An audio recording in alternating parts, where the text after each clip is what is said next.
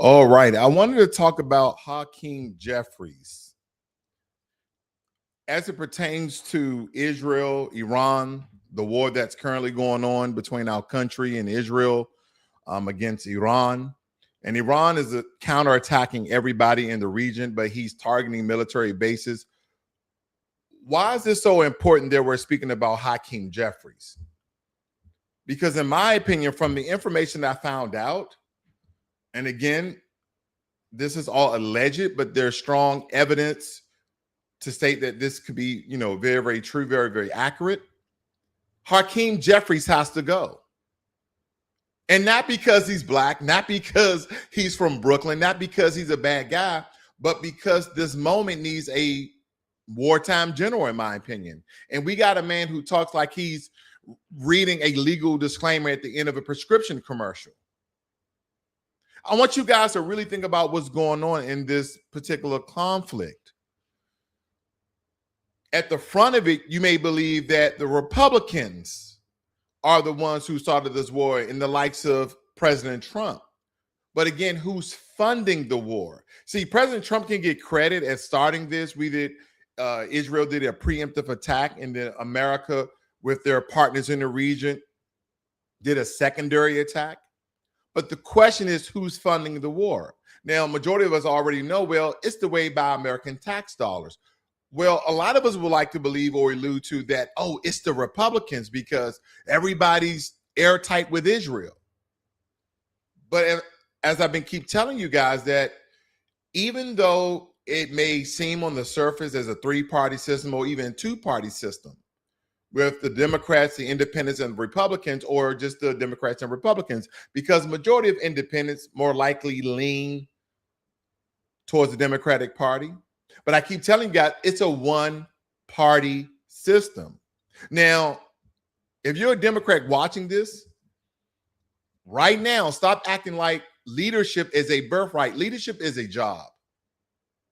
And if the job is fight the donor machine while holding the line for working people, then man, respectfully, you're clocking in here and leaving early. They keep telling you we can't do anything. We don't have the votes, but somehow magically the money always find a way to do something. How is money being funneled from Israel to Israel? I know it sounds idiotic.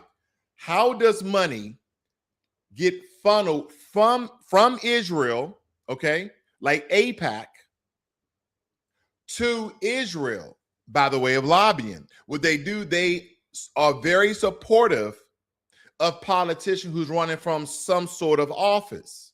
Then they use other politicians as scapegoat and straw men to fund other politicians in order to gain positions, so America can then turn around and fund Israel. Oh man, you guys think this is a conspiracy theory? It's not. I'm gonna prove it. Or at least try to, rather. But again, magically the money that shows up and always find a way to do something in support of things Americans are staunchly against.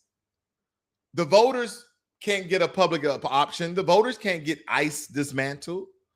The voters can't get real campaign finance reforms, but donors can get a red carpet. All these, as they say, the dark money pipeline, these corporate businesses behind closed doors. And you should feel gaslit, or I at least feel gaslit as an American taxpayer. And the reason why I feel that way is because we are. Because America doesn't just have politics, it has political plumbing. And you're not allowed to look under the sink. And see, here's the thing about the American people, which they've done so very well. Anything they could possibly think of, they have divided Americans on. Have you noticed no one really talks about the Constitution like that? Every now and again, when people want to solidify their stance or points, they may bring up the Constitution, but majority of the time, they're always blaming one another. It's the Republicans, it's the Democrats, it's the Catholics, it's the Jews, it's the Christians, it's the blacks, it's the illegals. It's always something to divide the American people. And we're not allowed to look under the sink. Why isn't the government pushing unification? Why are they not trying to make things truly equal? So anyway, Hakeem Jeffries was asked a question. They asked him, do you take donations from AIPAC? And Jeffries, his answer paraphrased and was basically like, well, you know, AIPAC's PAC can only give 5,000 or 10,000. That's it. And again, I told you they had all of these shell corporations and layers of protection that AIPAC supposedly has been funding money to Hakeem Jeffries. Then Hakeem Jeffries funneled that money into other Democratic political figures who may be running for office, or even through other proxies. Now, again, what I just said about the $5,000 to $10,000 is true. I mean, just telling us what happened while you're stealing the watch doesn't make any sense to me, but I digress. And again, I'm going to give context to this. I just don't want to ramble here. I want you guys to take this into account. And shout out goes out to Indisputable with Dr. Rashad Ritchie, because I'm using some video clips he put together. Shadow Super PAC linked to Hakeem Jeffries is funneling AIPAC money into Valerie Foushee. Let me repeat that again. Hakeem Jeffries is working with AIPAC to attack our candidate, NIDA alum, in her race for North Carolina's 4th Congressional District. Just last night, AIPAC and the AI industry dropped over $2 million into the race. NIDA alum gets into the race in December. Right. Which December is 9th. Very late. Yeah. We started working with her in July, by the way. A March primary, right? But almost at the exact same time, there is this commission that Hakeem Jeffries puts together on AI and the innovation economy. And Jeffries appoints Foushee as one of the co-chairs. This is odd. So the second time it has ever spent any money is this $600,000 on behalf of Foushee. Now, I've been told by sources, some with direct knowledge of this, that this is a Hakeem Jeffries PAC, that Hakeem is guiding this. Now, I've also been told by a source with knowledge of this that it is funneling AIPAC money. So instead of using these Elect Chicago Women PACs, Hakeem Jeffries is setting up a vehicle that is allowing AIPAC money to come through.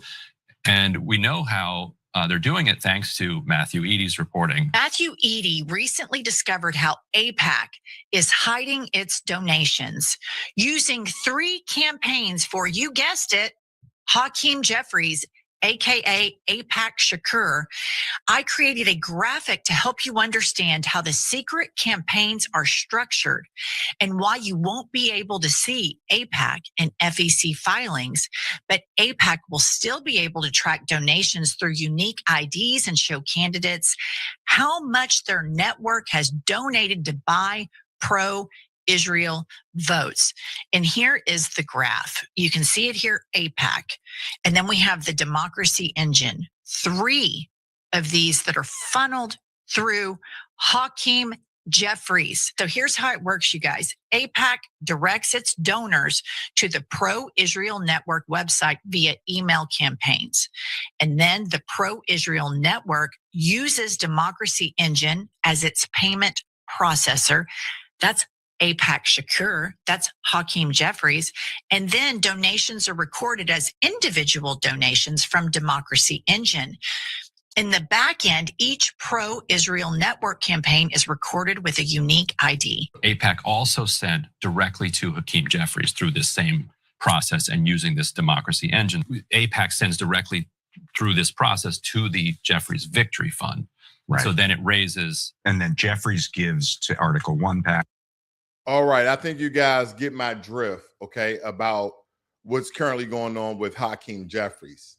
And what we need to understand, ladies and gentlemen, this is earmarked money in conduit systems, legal tunnels that let donors appear as individuals while moving through an organizational pipeline. Now, I'm trying to figure out the legality in this. This has to be legal. This has to be illegal. I just don't know the right charge or the right term to essentially give it. And here's the part that I believe most folks keep skipping. Sludge reported that the AIPAC PAC operates a website where members can direct donation to candidates. They're using a shell online company to fund a lot of these political candidates. So think about it. If AIPAC is a Jewish-ran organization, and every year we're giving the state of Israel $38 billion in country aid, okay? I think that was the last amount that we gave them. But we're giving them billions of dollars. And we also give billions of dollars to Holocaust descendant survivors, okay? We, Foundation of Black Americans not getting reparations that they would tell us. But this country is literally forking out reparations to the descendants of the survivors of the Holocaust. That's what's essentially going on right now. And they're using Democracy Engine as the payment process that disperses the funds. So if you look at it, Sludge also described it as a workaround that gives unpopular, different money packs a more political potable route for directing money directly to their candidates. Why is this important? Because if we look at the current conflict, we look at the current war between America and Iran, Israel and Iran. And I keep hearing that one country nudged the other country inside of this conflict. First is that Israel conducted a preemptive strike on Iran because it had reports that Iran was going to strike Israel.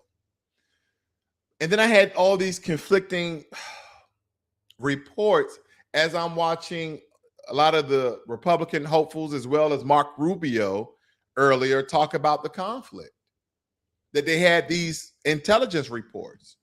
Where did it come from? The CIA, the Mossad? Where did it come from? And here's the thing.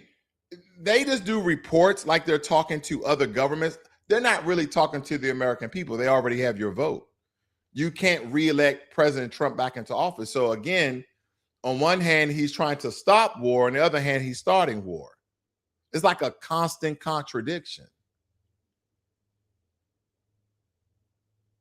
And the reason why I keep saying this is a one-party system is because on the surface, Republicans, by the way of the Trump administration, whether it be the preemptive or the secondary strike, we're now in this war with Iran, and President Trump basically stated, like, we're past talking. We're not going to even talk. We're just going to annihilate you. Again, who is funding the war? Well, America is. But how? Because you have Democrats, like the likes of Hakeem Jeffries, allegedly, money, millions of dollars being funneled in to him through these shell online organizations, and then he's funneling the money to a Democratic hopeful who's running for office somewhere. All the while, AIPAC is lobbying through the Democrats. Now, don't get me wrong, this happens on the Republican side too, but I'm gonna call it out wherever I see it. But all the while, AIPAC is funding both sides. AIPAC gives money to both sides. You think it's about politics. Well, it plays a part, but the major part is that Israel uses that money so they can get more money. See, we give them billions, they utilize a couple of millions so they can continue to receive billions. That's just my opinion. I mean, based on what I see, the amount of funding that Israel has received over the past 10 years is staggering, more than any other country. More than any other country. Why are we paying Holocaust survivors, their descendants? We're giving reparations to Holocaust survivors' descendants. And they always put in some darn earmark money. And they would tell you, they're not giving the candidates the money. We're giving the organization the money.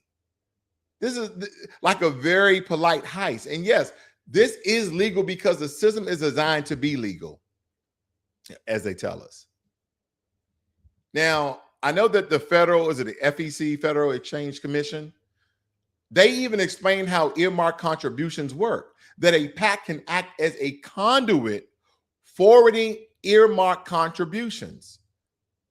And the broader super PAC universe that we're drowning in, because you're wondering how all of these candidates that you've never seen in your community, never came out, never wrote legislations for you, all of a sudden have all these commercials. Where are they getting the money from? I did an interview with hopefully the next senator of Illinois, Dr. Pamela Denise Long. And she was telling me how she was campaigning that she only has like $17,000 or $18,000. I wonder if she'd been approached by AIPAC, because she would have well more than that. And she believed that the $18,000 that she has accumulated, that's very good. But when you're talking about a state like Illinois, she's going to need a lot more money. Because again, you're dealing with Democrats, you're dealing with Republicans who are taking hundreds of thousands and millions of dollars and advertising and marketing and basically paying off constituents to vote for their candidate. This is why a lot of people have been stating that they believe that the state of Israel is controlling America, because they're buying out our politicians. And then in turn, whatever Israel requests, whatever Israel need, whatever support they may want, America is there. That grows out of the Citizens United era and the Speech Now decision that really opened the floodgates for independent expenditures with the committees.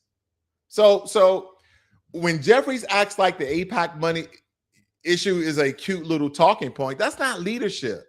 That's why he needs to go. And don't get me wrong, if this was on a Republican side, I would report it just the same. People don't like the fact that you don't pick a side. Wait a minute, you're not a Democrat or Republican? No, because in politics, because all of these politicians lie, it should be only about the truth when it comes to the American people. That's what I believe it should really be about. They want you to pick a side so you can point the finger at somebody else.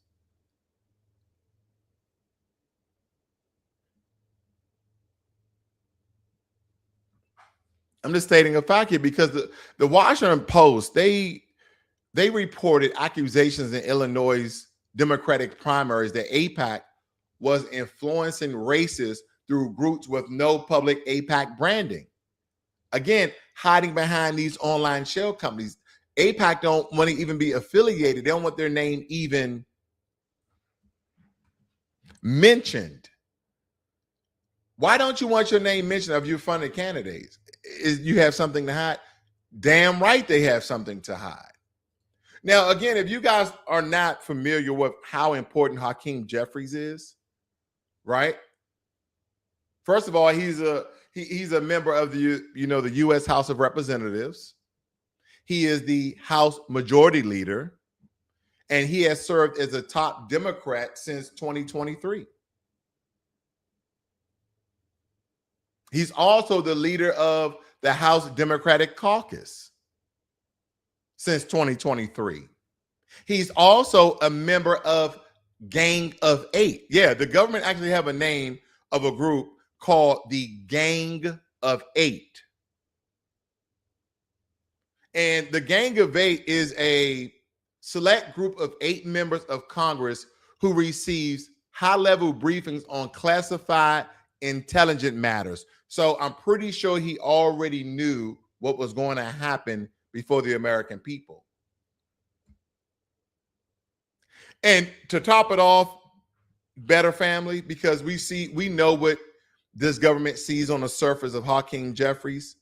What makes it all better, Hakeem Jeffries is the first Black to lead a major political party in either chamber of the United States Congress. The first one. And anytime you're the first one, I hate to say it, and we know that Hakeem Jeffries is a tether, okay? We know he's a tether. He's not a foundational Black American. I know. I have to give some advice. On the surface, you have to be as sound mind, sound body, no dirt, that you've committed, like Barack Obama. Because regardless of what people say about Barack Obama, not a fan really, okay? But when you look at Barack Obama, you can't find any dirt. You can't find any dirt. Yeah, you're going to hear the political lies that all politicians tell, but when you dive inside of his background, no one has really found any dirt. The biggest dirt that you could possibly trump up on Barack Obama is the birther issue that Donald Trump made a big deal. That's the only thing you can do with Barack Obama. But they've been investigating Barack Obama for years and they still can't find anything. You look into Hillary Clinton, you look into Bill Clinton, dirt. Destroying of classified secret documents, getting a blowjob in the White House. Like, it's always something wild when it comes to them. Then you look at Bush, George W. If you look at Bush, then all of his financial ties and oil deals with the Ladens, the Osama bin Laden. And then we don't need to really get into Trump. We know he didn't. I guess that really doesn't equate to doing something wrong, but we know of some of the rhetoric, him in the Epstein files, him, evicting people, him doing bad business deals, him stating that his worth is this amount, but it really isn't. I mean, we don't even have to get into Donald Trump. That's a whole laundry list of things. But all of these presidents have some sort of dirt. And by the way, some of the inflammatory comments that President Trump made about women and what he does, he kisses them in the mouth, he grabbed their private parts. I digress. But when it comes to Obama, and I'm not saying he's better because he's black, because somebody's going to think that. No, I'm just stating that why couldn't Hakeem Jeffries, the first of his kind, leading a major party, keep his nose clean? Because when you look at it, in these Democratic primaries, AIPAC has been influencing races through groups with no public AIPAC branding. So nobody knows how all these people are getting this money.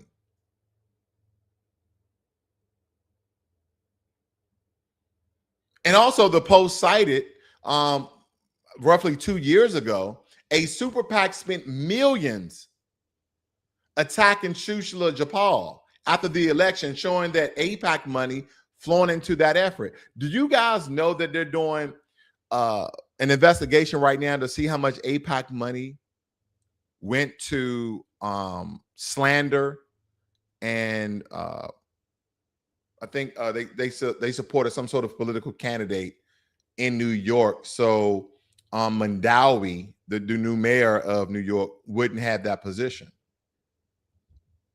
But this is the one time that the people voted in a candidate that they wanted. Not that I'm for a democratic socialist, as he stated he is, but I love the fact that it seems in this particular race, that New York City race, that the people actually wanted somebody who they thought was better for them in their city.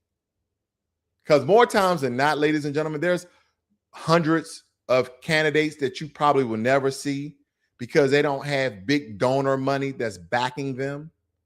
They may only garner a couple of $1,000, so they can't get a 30-second commercial. They can't get a 30-second smear campaign when one candidate speaks about another campaign, and at the end they said, "I approve this message." But you have organizations like AIPAC that can fund all of this. And that's the part I think that a lot of people are not too familiar with, that a lot of these political candidates, they get funded by big businesses. And believe me, when you're getting funded millions of dollars, hundreds of thousands of dollars, this is just not, oh, we think you're the best candidate. This is more so, we want you to be our candidate. You're easy to manipulate, or you're easy to be compromise. So I'm gonna give you these $100,000. I know you had to give up your job to run for office, so I'm gonna give you a little bit other money under the table through this organization. But when you get in office, you're gonna have to vote that Israel receives another $40 billion next year. And by the way, I'm not being anti-Semitic, anti-Jewish, or whatever, anti-whatever. This is the way that government works. And they're using, again, they can create a Department of Doge, Department of Government Efficiency, and they go into our own government and they gut our own government, whether it be for the good or the bad. I don't know just yet. I just know a lot of people have lost their jobs because typically when it comes to Republicans always want to cut big government because that decreased the amount of oversight. When Democrats come in, they increase the government because they want oversight. Now, you may think, oh, well, the Democrats are better because they want oversight. No. They want oversight so they can have oversight. What do I mean by that? The oversight committee can come in and say, well, we believe there's some fraud, waste, and abuse here. Okay, decrease the amount of funding that they have for that program or that federal organization. And then as they extrapolate those funds, they pocket the money themselves. Oh, the exact amount got lost in the email. That's the blueprint. And if we talk about the story that connects, a lot of things I've been stating here, we can actually look at North Carolina's 4th district, the incumbent Valerie Foushee versus the progressive challenger Nadir Alam. Because I read this report that the Guardian, that in the last couple of weeks, the spending picture changed fast.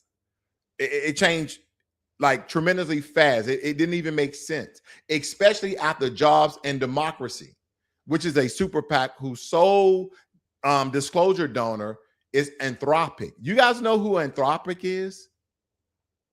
Anthropic, I can't even say it correctly. Anthropic, they're the defense contractor that has created, AI technology for unmanned aerial drones.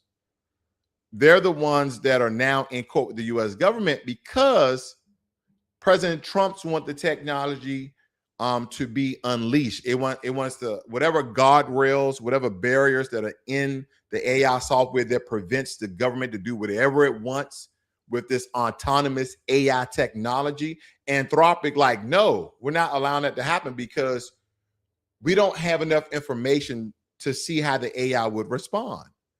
And then we're like, well, we can see what it can do. It looks to be, good, but we want total control, okay, for the engine that, the AI engine or the brain that you gave us. We want total control. You still have some guardrails on it that is preventing us to do what we want to do with this. And Anthropic said no. But anyway, the donor for this is Anthropic. I just want to give you a little background. They spent $1.6 million supporting Foushee. I'm just giving you guys little things I picked up over the internet in these different states of how all this money gets funneled through all these different super PACs and then how they hide behind shell companies. There was another report that Jobs and Democracy spending, that they flagged additional mystery PAC activity, noting another PAC with ties to Democratic leadership. And again, I want to be very clear. I'm not just referencing, or this story is about the Democrats, no less, but when it comes to PAC money and AIPAC money, both sides still play the same game. The one question I continue to ask public officials is this: how is it when you went into office, you was worth $50,000 and your yearly salary is $130,000? How in 3 years you're a multimillionaire? Because that's why they're going to come out with that. I don't know if President Trump put in an executive order or he signed some sort of law that politicians can no longer invest in the IPOs, or before they can't be private investors anymore, basically. Because what they were doing is all these companies was about to release their IPO, but gave politicians an opportunity to get in very early. So they get in very early, so they buy the stock, let's say, for $10 a share.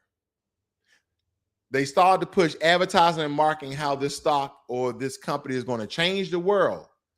So it drives up the American people, interest of investing inside of this company, investing inside of this stock. So when they release the IPO, majority of these stocks shoot up 30, 40, 60, 70%. Okay. So $10 per share, this equal $70 per share. And before any negative news, before they even maybe produce a particular product or something just was released and they have, the American people very excited about, they have all these indicators. They have all this information to allow them to know around a time where they should sell the stock, right? Now, granted, there's a lot of analytics behind it. When you look at stocks, they have what you call the relative strength index, and most people call them candlesticks. And you can kind of, when you analyze them, there's a trend. You can follow the trend analysis to know around what price range or what time of the day, all these different tickers of when you should sell. You can also look at, the Greeks of a stock as well, right? The rho, the gamma, etc. But not to kind of give you guys investment advice, but I'm just trying to break it down for you guys so you understand that they know how to make money initially when they have the right to invest in stocks before the public even sees it. How do they get that privilege, but the American people don't? So all these government officials, and then not AIPAC money, but PAC money. A lot of these people had to run for office. So any money they didn't use, I'm just letting you know, any money they didn't use to run for office. So take, for instance, I give a person that I want in office $1 million. He only used $100,000 to do commercials, to do public events, social events. He keeps that $900,000. So, and the guy, also want you to remember, in December, Hakeem Jeffries announced the launch of a House Democratic Commission on AI and the innovation economy, and appointed Foushee. listen, because when you go back to North Carolina, remember Foushee was running against Ahmaud in the 4th District of North Carolina, right? Then I explained to you guys how AIPAC money was funneled to Foushee, and Foushee won. Then we go back a little bit. Last year, Hakeem Jeffries launched a House of Democratic Commission on AI and innovation economy, and appointed Foushee as one of the co-chairs.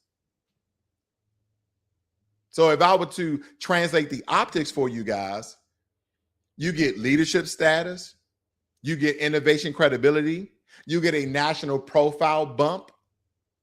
Then the outside money surges arrives like Uber Eats after midnight. Is that illegal? I just want to know. And I called a buddy of mine who's into like political law. Is it illegal? Not automatically. Is it political theater? Absolutely. Because leadership doesn't just move bills, it moves a status, and status is currency. Now, if you add the pro-Israel super PAC angle that I was really touching on early in this video, Sludge also reported that a mysterious super PAC article, One PAC, spent $600,000 supporting Foushee and tied it in FEC records to Robert Gainier or someone like that, a major donor to AIPAC Super PAC. Again, this isn't proof that Jeffries coordinated, but it is something more damning in a political sense. It shows that the ecosystem is working. You had the leadership halo plus the outside money pipelines, plus you had the donor tap packs plus late spending all of a sudden.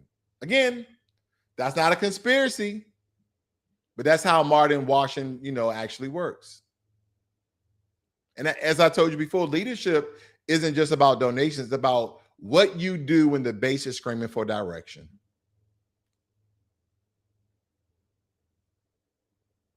Wow. Hopefully, when voters see this video after video, story after story, as it pertains to Hakeem Jeffries, it don't make you think about ICE accountability, does it? And how that may become a moral litmus test. But I believe if these allegations are proven to be true, this is where Jeffries' style collapses, because this era doesn't reward careful. It rewards clear, because I believe you have all these people who were staunch Republicans, Trump all the way, MAGA, MAGA, MAGA. Then slowly there was a rift. Slowly there was a tear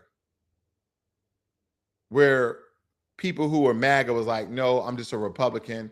I should have never voted for Donald Trump. And you see big names and big figures who are literally on the border. I mean, I'm not going to go with the candidates on, who cares, right? But you got Tucker Carlson and Megyn Kelly and others.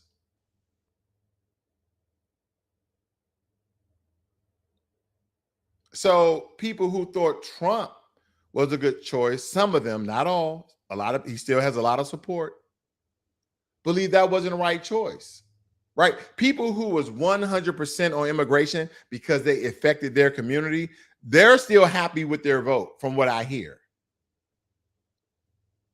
Mass immigration and illegal immigration in particular communities was changing the dynamics, was changing the demographics, was changing the economy.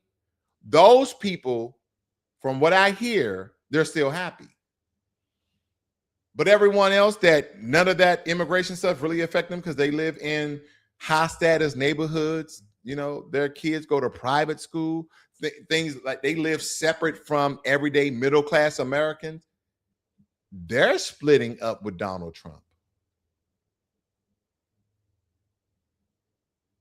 Stuff with Biden with the auto pen before he got out of office.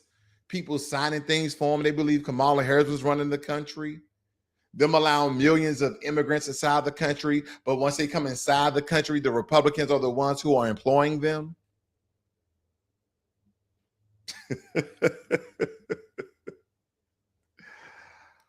Whew.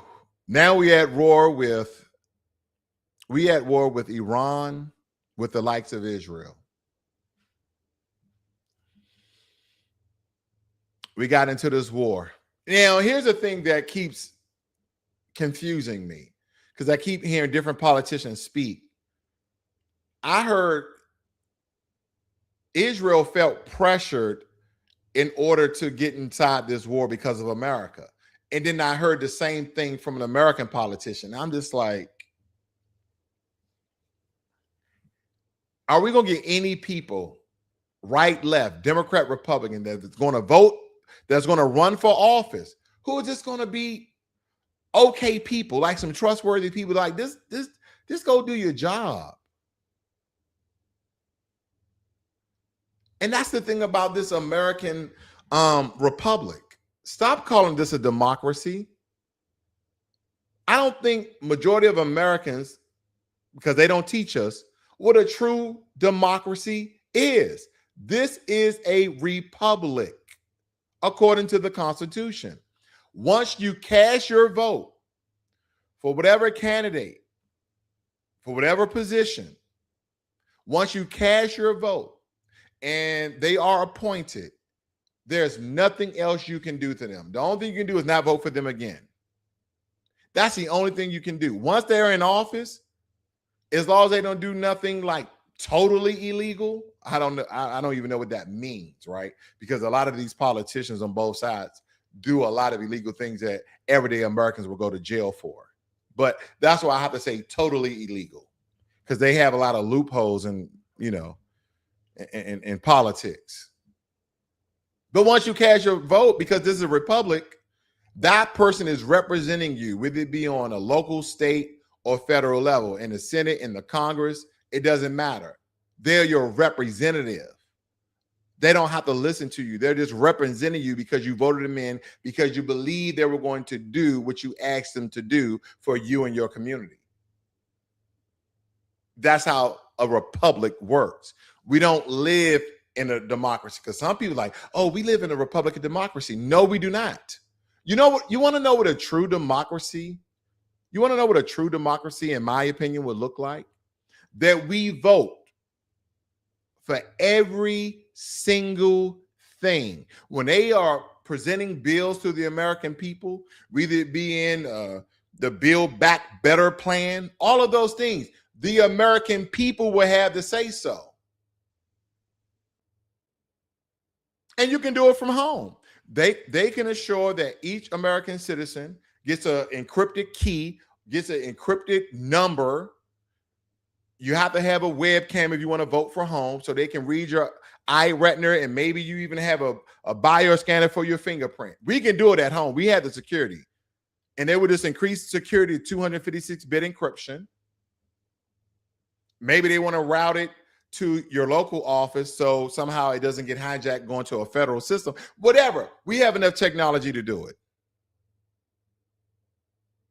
But we will vote on everything, ladies and gentlemen. So, yeah, that will require us to read quite a bit. And then we will have to tell them, stop putting it in all that Greek and Latin language, that lawyer talk. No, you will have to write this in plain, good old English for an 8th grader to understand. That's just my opinion. When you're reading these federal documents, it's almost like they're speaking Latin. You're like, what does latimus studis mean? Oh, that doesn't mean the law at hand. Can they just write the law at hand? Latimus studis. We're not speaking Latin, ladies and gentlemen. This is how they get over. They go to school. Majority of politicians, by the way, are lawyers. So they know how to speak this language. Parts of this Latin as well. If you guys are nurses or medical assistants, all those long-term words are in Latin.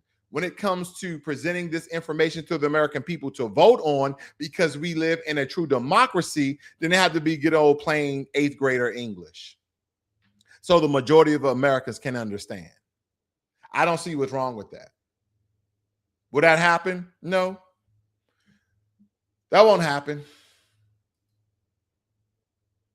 That won't happen, because one thing this country knows how to do is separate the American people on race, religion, social status, the amount of money you got in your bank account, what car you drive.